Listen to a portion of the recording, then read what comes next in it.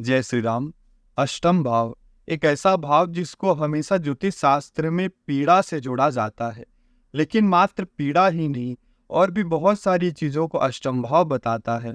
हमारे जीवन में निर्माण को तंत्र मंत्र साधना, बिना मेहनत के धन, ससुराल और बहुत सारी सूक्ष्म विद्याओं को यह अष्टम भाव बताता है। इंजीनियरिंग को बताता है, कंस्ट्रक्शन को बताता है। साथ ही साथ हमारे जीवन में कौन सी चीजें हमको पीड़ा देंगी, किस फील्ड से हमको कष्ट प्राप्त होगा और कौन सी चीजें हमें गुप्त रूप से प्राप्त होती है, ये भी अष्टम भाव बताता है। साथ ही साथ अष्टमेश हमको बताता है कि हमें किस क्षेत्र से कष्ट प्राप्त होने वाला है।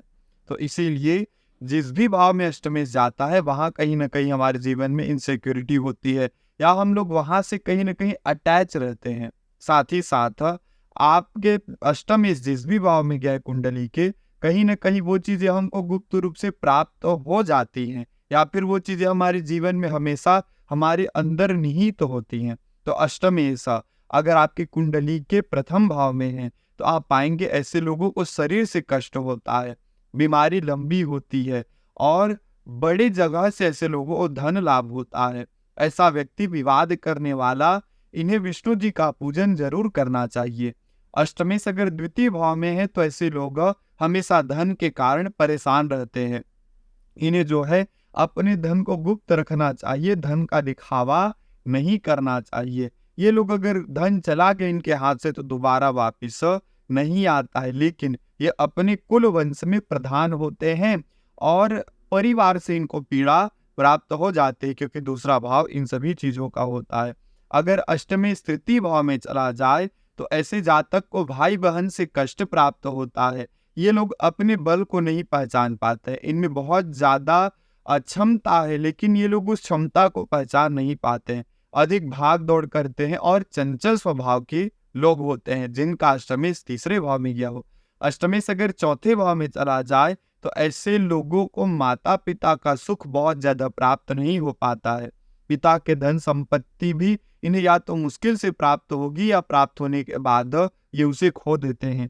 भूमि भवन वाहन का इन्हें दिखावा नहीं करना चाहिए। इन्हें अपनी प्रॉपर्टी को जितना हो सके अपने पास गुप्त रखना चाहिए।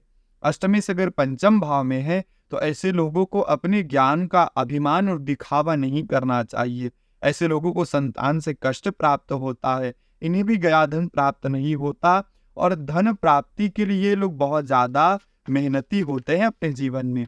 अगर अष्टम या छठे भाव में गया है तो ऐसा जातक बीमारी से परेशान जरूर रहता है, जानवरों से परेशान रहता है, सरकारी कार्यों से परेशान रहता है, और हमेशा ये सरकार या जो उच्च कार्यालय है उनका विरोधी होता है। बचपन में जानवर, सांप, जल से ये लोग समस्या पाते हैं, और मामा को पीड़ा बहुत होती है, या मामा से प्राप्त पीड़ा इनको हो ही जाती है जीवन में।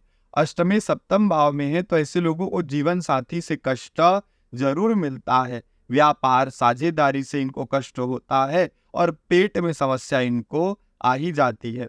अगर अष्टमी षष्टम भाव में है तो आप पाएंगे ऐसे लोग हमेशा बिना मेहनत के धन को पा लेते हैं, या उस धन की कामना में रहते हैं। शॉर्टकट से पैसा कमाना है, आजकल बहुत सारे जो शेयर मार्केट, ट्रेडिंग, ये सब है, ये इसी में आते हैं। इन्हें अपने पैसे को गुप्त रखना चाहिए। साधना, तंत्र मंत्र, ज्योतिष करते हैं तो ऐसे लोगों को बहुत फायदा होता है। कंस्ट्रक्शन के काम को कर सकते हैं, इंजीनियरिंग से रिलेटेड काम कर सकते हैं, सूक्ष्म विद्या, रिसर्च से जुड़ी चीजें इन्हें जरूर करना चाहिए। अगर आपका अष्टमेश नवम भाव में गया है, आप पाएंगे ऐसे लोग हमेशा अपनी किस्मत के लिए बहुत ज्यादा धनी नहीं होते हैं। इनका किस्मत बहुत ज्यादा इनका साथ नहीं देता है।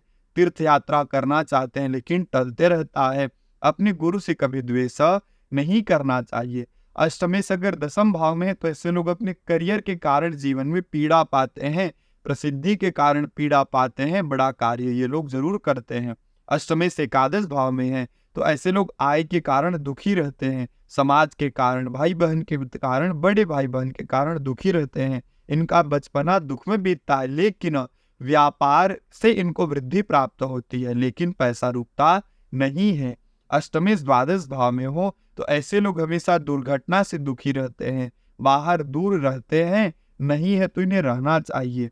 अंतिम अवस्था कष्टदायी होता है, मोक्ष कष्टदायी होता है। इन्हें क्या करना चाहिए? 12वां भाव जो है वो हॉस्पिटल का भी है, एकांतवास का है। तो इन्हें हॉस्पिटल में जो बीमार लोग होते हैं उनको भोजन कराना चाहिए, उनकी सहायता करना चाहिए, तो इस दोषों का निवारण हो सकता है।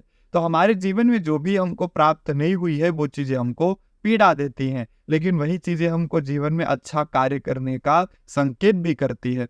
तो इसीलिए अष्टम भाव केवल बुरी चीज़ों को नहीं बताता, ये हमारे डिज़ायर को बताता है, हमारे किसी चीज़ के प्रति लगाव को, पीड़ा को बताता है। तो हर एक भाव में होने का उपाय भी है, जिसे मैं आगे की वीडियो में ज़रूर बताऊँगा। जय श्री राम।